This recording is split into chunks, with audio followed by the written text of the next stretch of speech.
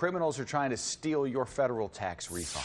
Consumer investigator Jason Knowles here tonight to talk about what he is working on for his story tonight at 10. And Jason, welcome back again. It's been a while. Yeah, it's been a minute. You've been very busy. Yeah, well deserved, right? He does deserve it. Fine. Yeah. So let's talk about what are you working on special tonight? Scammers stealing refunds. Yeah, say it isn't tax so. refunds. Yeah, you know, tax refunds, we all want them. We all need them. They are so important to so many people, those refunds. Hopefully you already got yours if you did file early. I know many people did not file early. Some people have not filed yet. That's why we're doing this story, because it's very timely and people are either waiting for the refund or maybe they have not filed yet. You know, how are these scammers getting your tax refund? Well, first, they're getting your personal information. You guessed it. And they are doing this by getting your social security number, getting your date of birth, getting your name, getting your address. And one way they get all this information is from you. There are several ways they can do it, and they can get information. I mean, even as low tech as dumpster diving.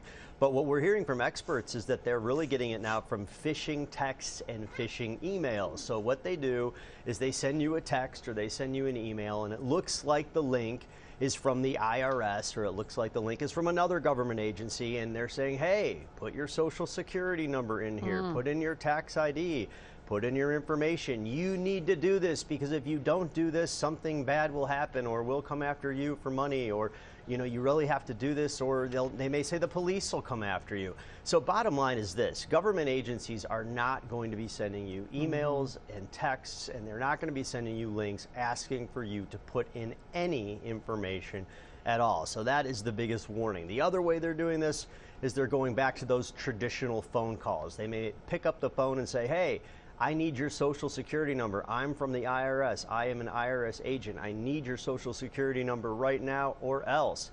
If anyone calls you like that, hang up the phone. This is also kind of tied into another phone scam which we've reported extensively on, where people pretend to be IRS agents and they say, I'm an IRS agent and you need to pay us right now, and if you don't pay us, we're going to be sending sheriff's deputies to your doorstep. Of course, as we know, the IRS never calls you to demand immediate payment. And that's scary when you get a call like that, and especially for elderly folks or people who live alone. You hear that and your gut reaction may be, okay, here it is. And what can people do to protect themselves? There are a lot of things that you recommend.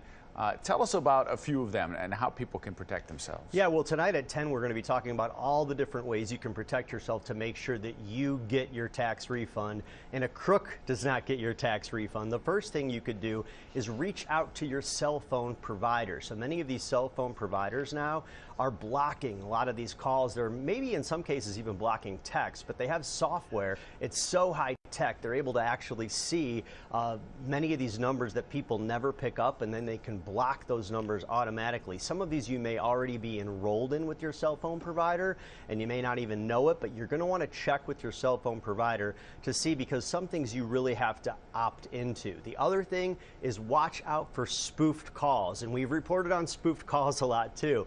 And this is when the number itself that calls you looks like it's coming from the IRS. It may say IRS, but it's not the IRS. And in a new scam, what they're doing is the first 6 digits of the number may look similar to your number, or the entire number could look like your number. And what this does is it throws people off, and they're more likely to answer. And it's a kind of a psychological thing where you pick up the phone because you think it's legitimate because it looks like your number. So that's another warning. But bottom line is, you know, don't click on these emails.